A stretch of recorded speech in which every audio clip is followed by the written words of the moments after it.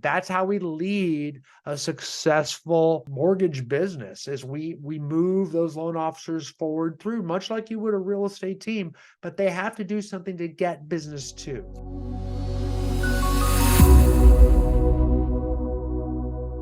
Hey guys, welcome to the show today. It's Brian Eisenhower. Excited to have you.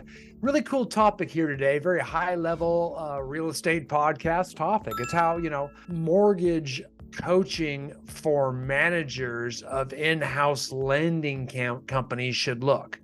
So if I'm coaching the leader of a real estate company that also wants to open up its own mortgage division, branch, or company, depending, how do we do that? How do we lead that? How do we open that? Because you see lots of large real estate companies and teams now branching out and creating other pillars of incomes in lending. And it's something at Eisenhower Coaching and Consulting we do a lot of, right? I mean, we represent many of the highest producing, agents, teams, and brokerages in all of North America. In most areas, there's a really high performing ICC organization of some sort there, right?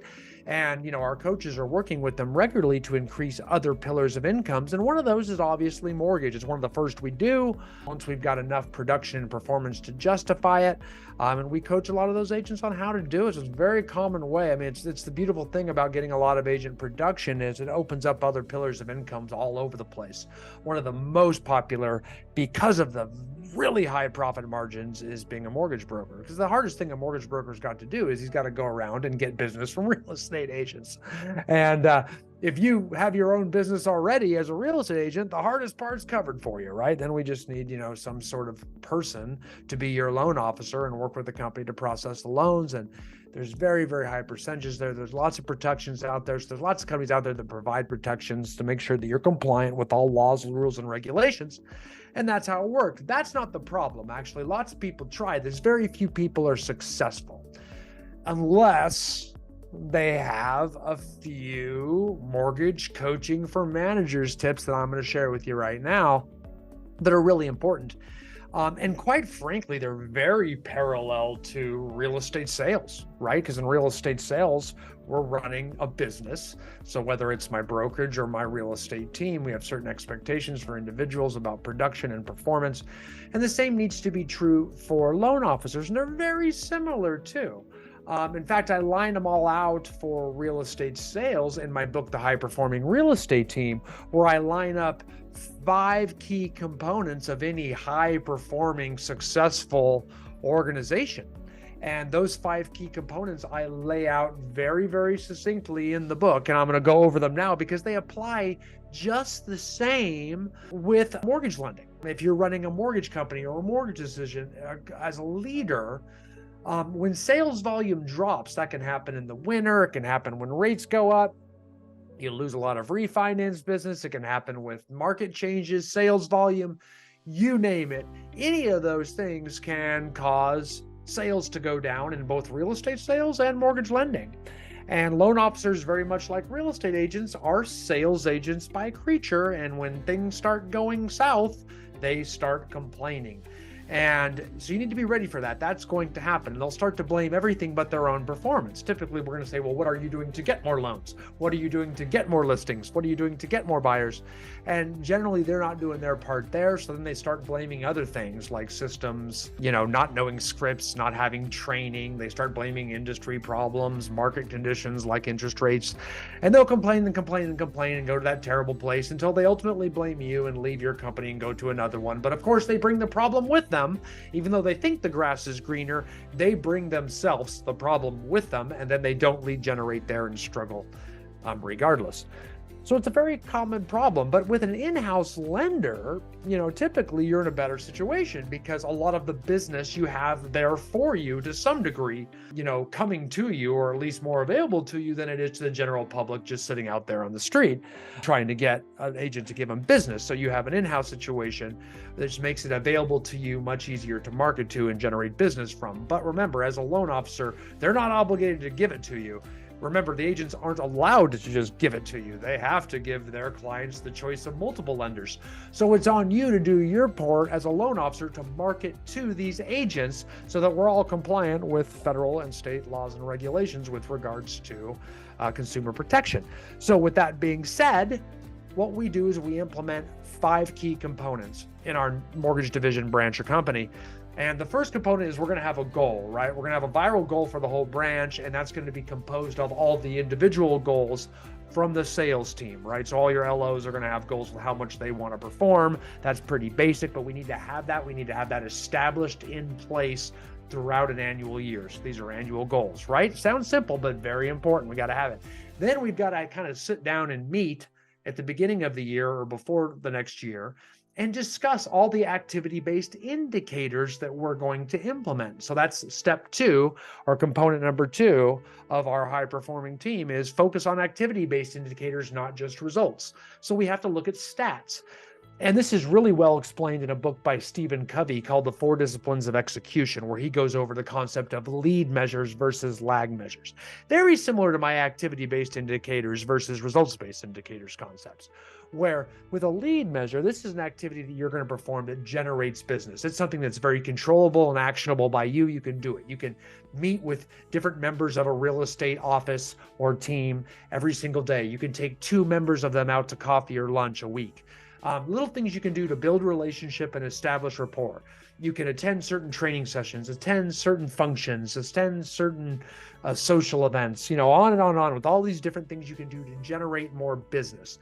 These are our lead measures. If our goal is to get more business, then we've got to have some key activities we can do and track that are logically expected to generate more business. And there's a lot of proven methods out there for business generation in both real estate sales and mortgage. In fact, they're very much the same in a lot of ways. So we can actually hold them accountable to those, and we got to develop those and brainstorm on those so that all members of the team buy into them. If they author them, they will own them, right? So because of it, we're going to make sure that we can all come up and brainstorm a bunch of different ideas, maybe write them all up on a whiteboard, talk about which ones we're going to do, talk about how we know we should do them.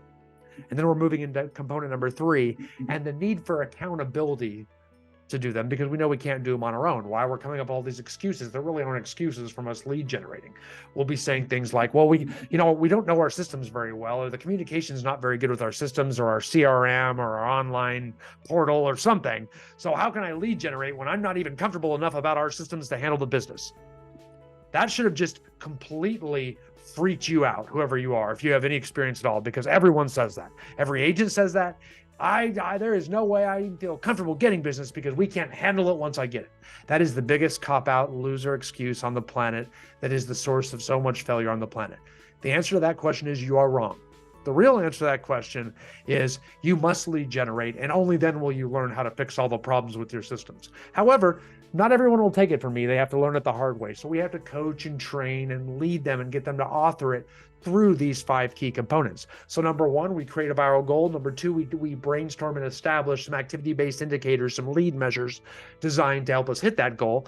And then 3, we're going to acknowledge the need for accountability, to hold ourselves accountable, to make sure we do them, because we're not always going to feel like it or be able to do it. And then we're going to move into 4. That's why we're going to create a dashboard, some sort of big scoreboard or dashboard that shows all the activity-based indicators that each loan officer is going to do, and track each week how well they're doing them. If they have to have 5 appointments, did they have 3? Did they have 6? And we're going to have to hold, and then every week we're going to go to component number 5, and we're going to huddle up and have a team meeting dedicated to just this scoreboard, not to go over all our existing loans or to go over everything we've got that we're processing or need. That's a separate meeting. You can have that, don't get me wrong, but it's not going to be a part of this meeting. This is a growth meeting. It's the one time we're going to carve out maybe a half hour a week just to make sure we're doing something in alignment with our goals, trying to get more business. The rest of the week, I assure you, you're going to spend adequate time on getting business.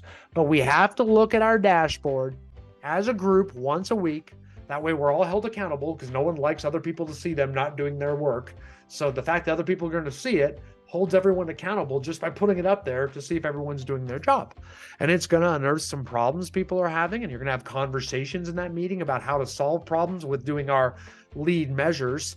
And I don't think there's any more important conversation you could have in a weekly team meeting than best practices for hitting our activity-based indicators on our dashboard that are designed to grow our business and hit our goals. I mean, that's the most powerful team meeting you can have. So we're out there having those conversations about how come we're not hitting them. What are the excuses? Those objections are coming up in the meetings. We're overcoming them. Other agents are saying, will this work for me? Would this help for you?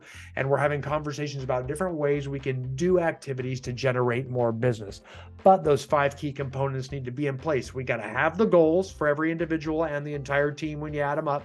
Number 2, we've got to actually determine what are the best ABIs we should be doing on a regular basis each week. Number 3, we got to acknowledge the need for accountability and how many of those different numbers we're going to do each week. Are we going to do 3 meetings a week, 4 meetings a week, 3 social media posts a day, 5 a day, things like that. What are we going to do with regards to trying to generate new business? Then we're going to put them up on a dashboard, and we're going to huddle up and go over them every week and hold ourselves accountable to them.